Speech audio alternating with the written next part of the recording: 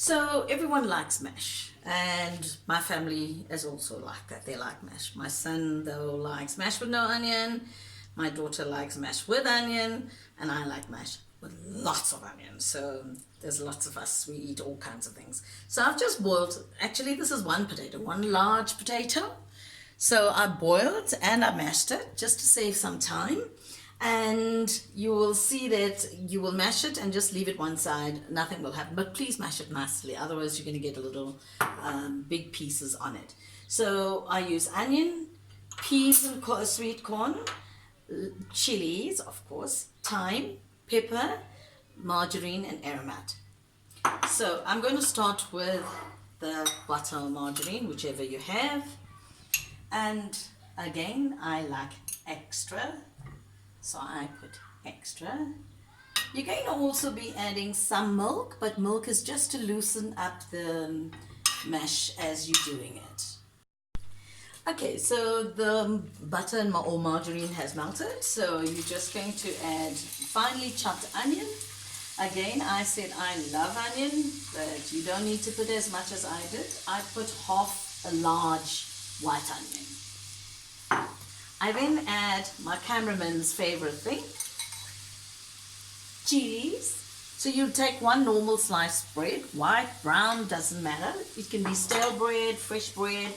And what you do is you just add milk into it and you sort of mush it until it's mush. So now I'm going to be adding the sweet corn. Any sweet corn, any make sweet corn, so you just add that. I don't add too much because then you're going to lose the taste of the potato. Again, sweet corn doesn't need too much cooking, so you leave that for about 2 minutes until it's done. So now we're going to be adding our pepper. So again, that's about a half to a quarter teaspoon of pepper, but again, pepper to your taste. And thyme, dried thyme again.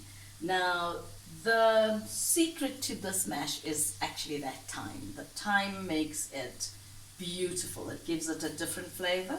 So you'd be putting about a teaspoon and a half. Most cooks do what I do, which is open the bottle and take it in our hand. We're so used to it, so we seem to know. Yeah. And then a teaspoon and a half of aromat or salt to taste, like whichever you prefer. So by now, your sweet corn and your onion is almost cooking and translucent. I will now add the peas, and baby peas or peas is my favorite. So my kids always tell me I've got a little chicken in my peas curry, so that's what it is. I love it. And then I'm adding the bread that has been soaked. So if you see what's happened, it's in a mush. So this thickens up and bulks up your mash, but it also gives it a beautiful flavor. I'm sorry guys, I'm using my hands for everything, but my hands are clean, promise.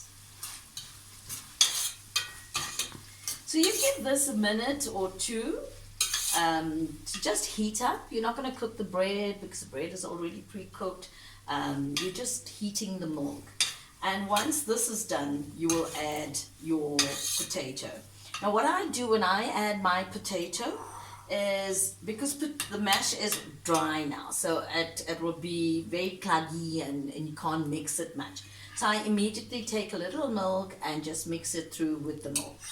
I'm not using a spatula, only because I've got vegetables and it tends to get stuck in between the grills of the spatula.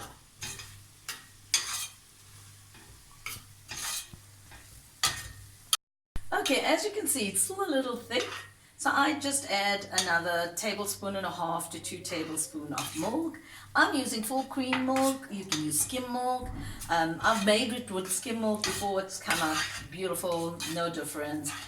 And this is the consistency you want, because as it stands on your table, it thickens again.